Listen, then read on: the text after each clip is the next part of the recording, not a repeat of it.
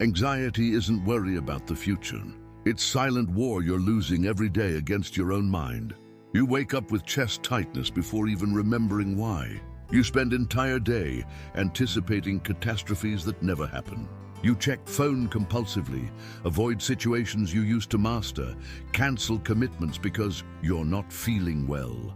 And then you hate yourself for being weak, for not being able to simply stop worrying. You call it sensitivity, being careful, going through difficult phase. But it's mental prison. Prison, where you're both prisoner and jailer. And each day in this prison corrodes your capacity to live fully. Miyamoto Musashi faced 60 duels, where one mistake meant instant death and never had paralyzing anxiety attack. Not because he had privileged genetics or different brain, but because he understood something fundamental the pharmaceutical industry doesn't want you to know. Anxiety isn't incurable disease requiring perpetual medication. It's adaptive brain response that became dysregulated and can be recalibrated through specific protocols. Important. If you're experiencing severe anxiety symptoms, seeking psychologist or psychiatrist is essential, and there's no shame in that. Professional therapy offers valuable tools and adequate diagnosis. But therapy's goal should be to equip you with autonomy, not create eternal dependence. Musashi felt the same primordial fear you feel, same nervous system activation, same catastrophic thoughts. Difference is he trained daily control over response, complementing any professional guidance with active practice. In 7 days, using samurai method as complement to adequate support, you can transform paralyzing anxiety into functional alertness. The problem isn't seeking professional help, that's sign of strength and self-care. The problem is when mental health system creates dependency instead of autonomy. When years of therapy pass without you developing practical self-management tools. When medication becomes permanent crutch instead of temporary support while you build resilience. Musashi didn't avoid masters or guidance, but understood that warrior must eventually master own battles. Samurai method you'll learn in next minutes doesn't substitute professional treatment when necessary, but complements with practical action protocols. It's not gentle, will cause intense discomfort, won't make you feel better immediately. It will make you neurologically stronger. In next 10 topics, you receive day-by-day protocol for most important week of your mental life. These are concrete actions starting tomorrow at 6 a.m. Always respecting your health professional's guidance if you're in treatment. Day 1-2, controlled exposure to triggers. Day 3-4, action before certainty. Day 5-6, progressive discomfort training. Day 7, permanent consolidation. On day 8, you won't be anxiety's slave anymore. You'll be active partner in managing your nervous system. But this only happens if you start immediately after this video. The truth nobody tells you about anxiety. Anxiety isn't chemical brain defect requiring perpetual pharmaceutical correction. It's evolutionary alarm system that saved your ancestors from being eaten by predators, but now triggers for threats that don't exist. When you feel chest tightness, heart racing, catastrophic thoughts looping, your limbic brain is literally preparing body to flee. Saber-toothed tiger. Problem is there's no tiger.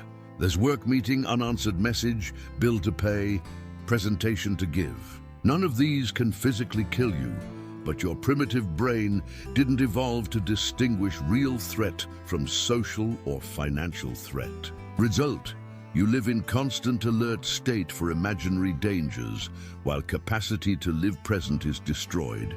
Every time you avoid situation causing anxiety, you teach your brain that situation was actually dangerous. Every time you cancel commitment because you're anxious, you reinforce neural circuit of anxiety. To real danger, to avoidance is solution. Every time you take medication to not feel anxiety, you prevent brain from learning.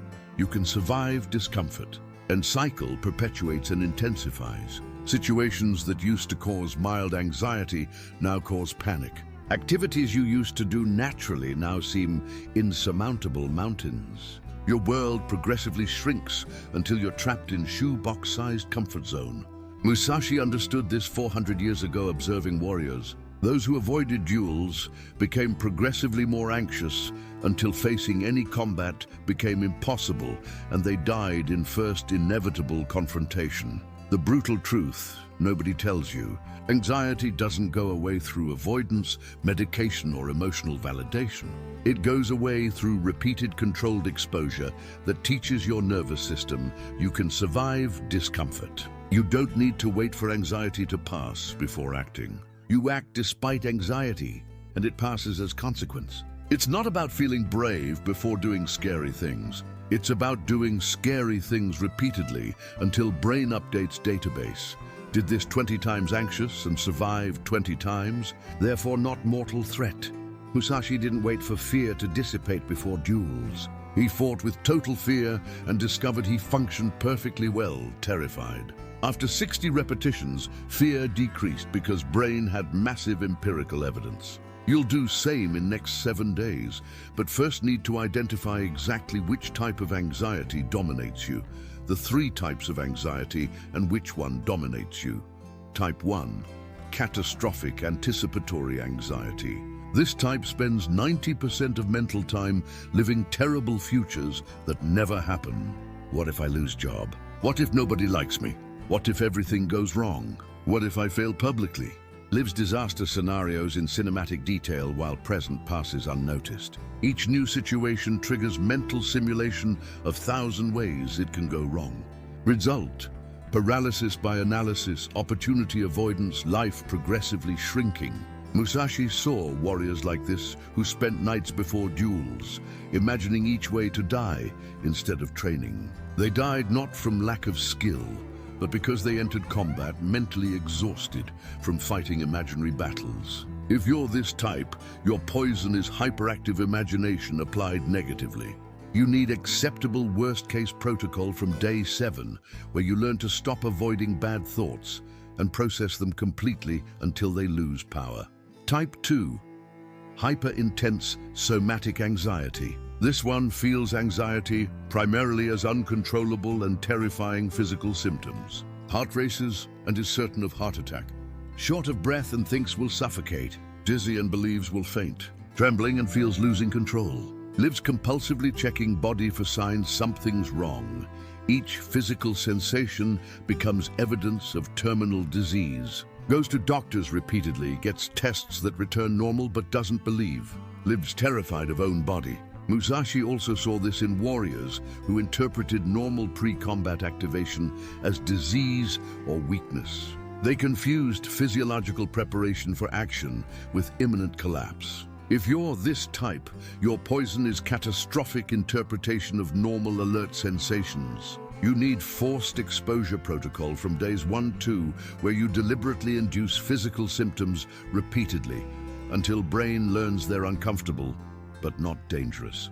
Type 3, paralyzing social anxiety. This one lives in constant terror of judgment, rejection, or public humiliation. Avoids speaking in groups, initiating conversations, asking questions, expressing opinions.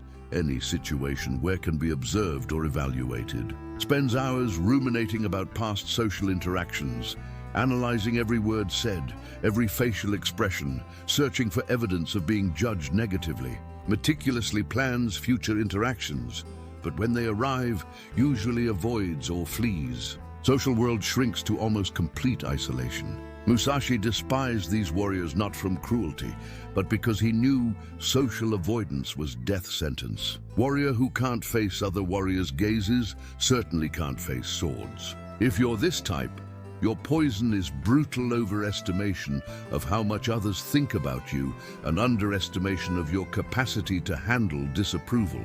You need progressive social exposure protocol from days 5 to 6, where you intentionally seek potential judgment situations until becoming immune. Why breathing techniques never work alone? Wellness industry taught you anxiety cures by breathing deeply 5 times. Inhale through nose, hold 4 seconds, exhale through mouth. You try this during anxiety crisis and it doesn't work.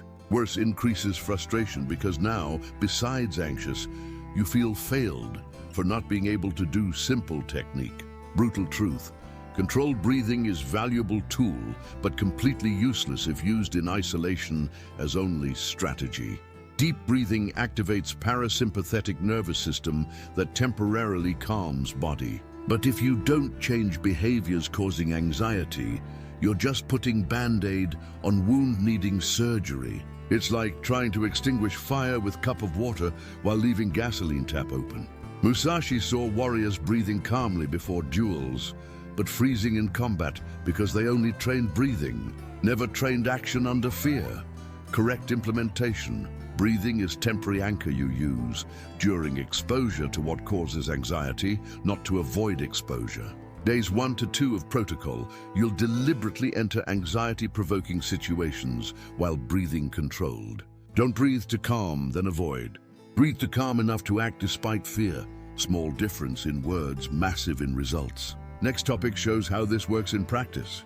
Day 1 and 2, trigger elimination through forced exposure. Next 48 hours, you do complete opposite of everything anxiety tells you to do. Anxiety says, avoid this situation. You deliberately dive into it. Anxiety says, wait until calm before.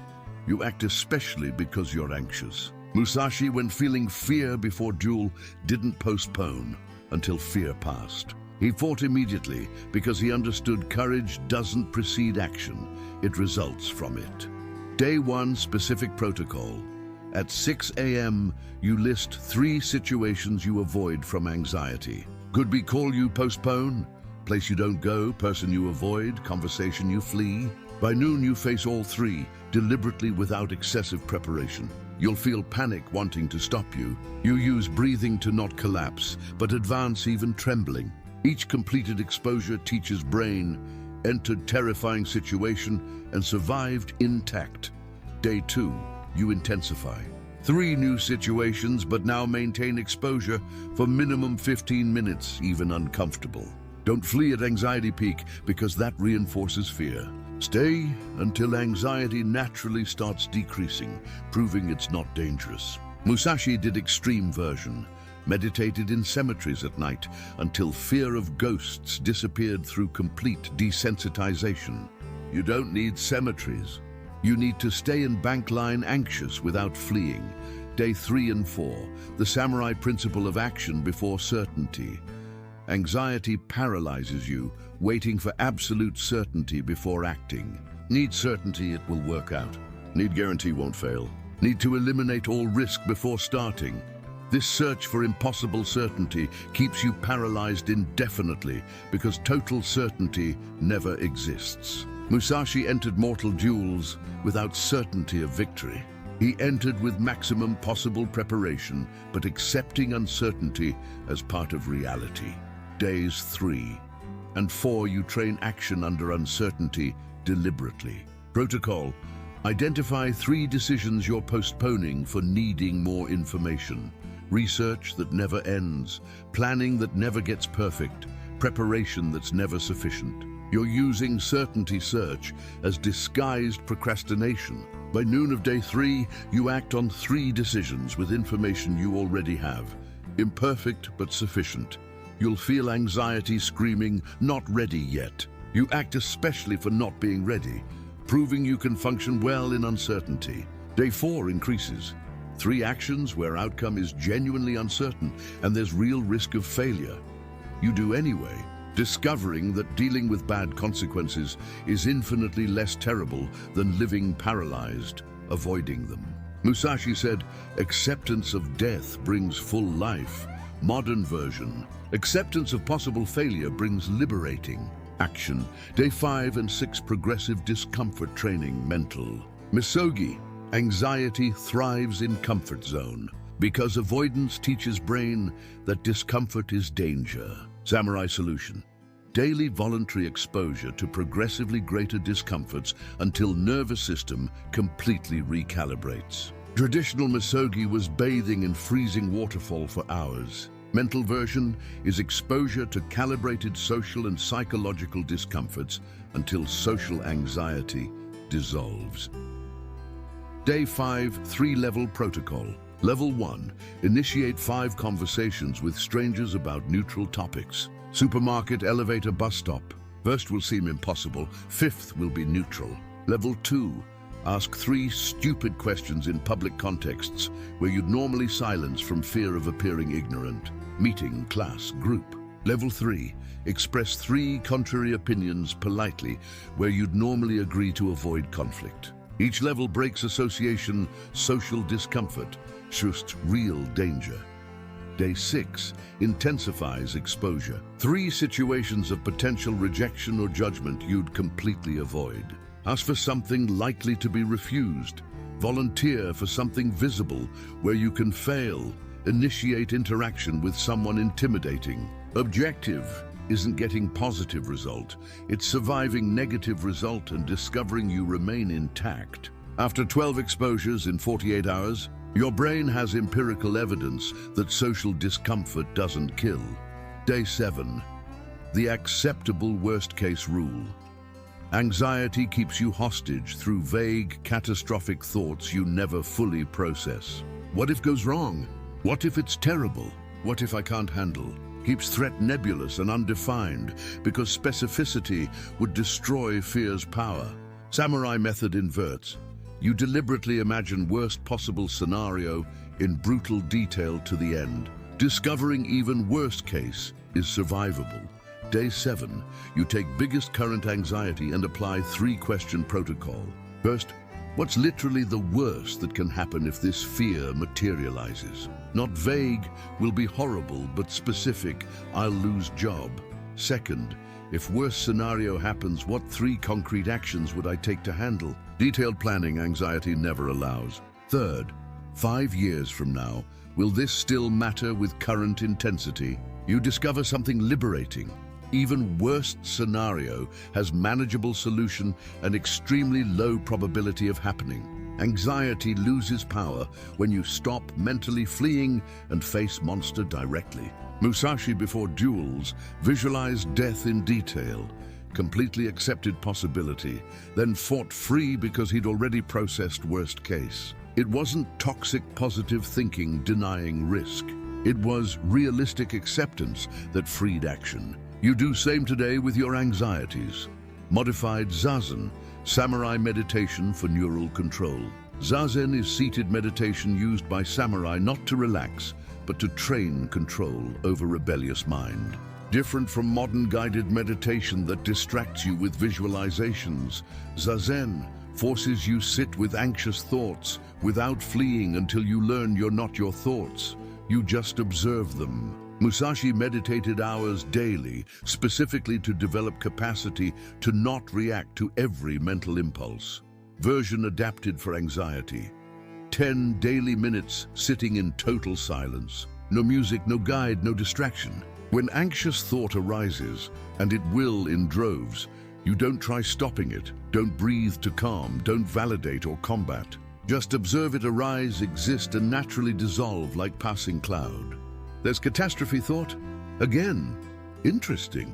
Separation between you and thought starts happening. First days will seem mental. Torture because you've never been alone with own mind, without distraction. Exactly why it's necessary. After 7 days practice, you develop crucial ability, witness anxiety without being dragged by it. Anxious thoughts keep appearing, but lose power to control actions because you recognize them as temporary mental events, not absolute truths demanding immediate response. This is neural freedom medication never offers. Triple anxiety relapse-proof system. Days of intense. Protocol build neural foundation, but without maintenance system, you'll relapse when unexpected stress hits. Anxiety is opportunistic that returns in vulnerability moments. Relapse-proof system has 3 redundant layers that catch you before falling completely. First layer, 2-day rule. Can have 1 day avoiding exposure from anxiety. Never 2 consecutive because 2 days recreates pattern. Second layer, mandatory weekly check-in. Every Sunday, you honestly answer 3 questions and note responses. How many situations did I avoid this week from anxiety? How many times did I act despite anxious? Where am I returning to old behaviors? Brutal honesty prevents slips from becoming total relapses. If numbers are bad, following week implements immediate re-exposure protocol. Third layer, non-complacent accountability partner.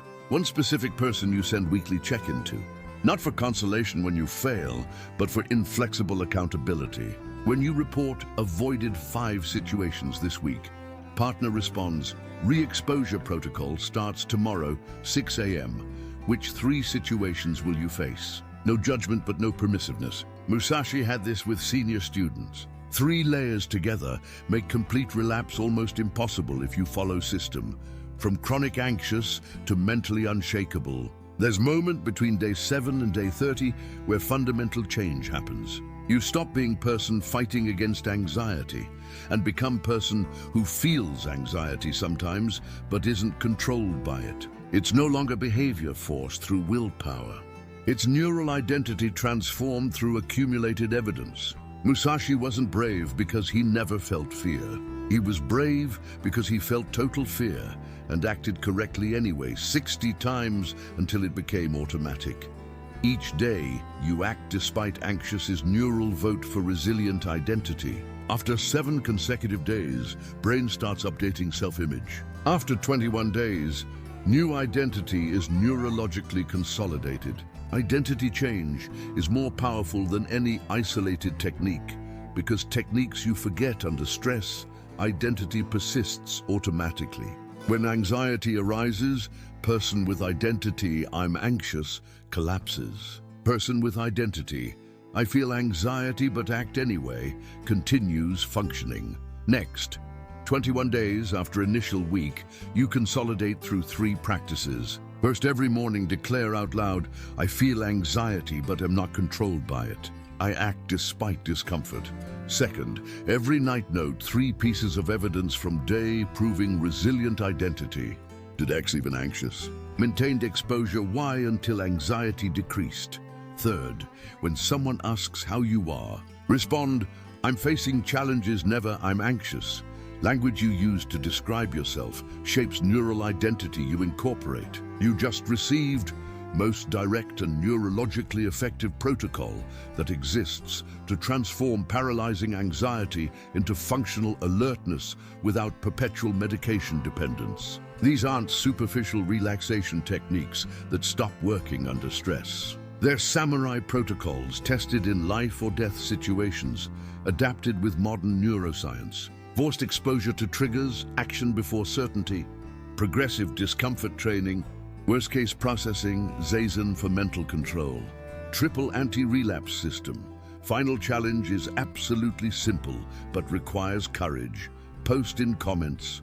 I'm starting 7-day samurai protocol tomorrow, 6 a.m., and declare which first anxiety-provoking situation you'll face. Create public accountability. If this video showed path to mental autonomy instead of eternal dependence, subscribe for more practical protocols based on ancestral wisdom validated by science. Remember, seeking professional help when necessary is strength, but goal should always be equipping you with self-management tools, not creating lifelong dependency. Living with chronic anxiety is dying 1,000 times daily. Living with managed anxiety is being truly alive. Decide now.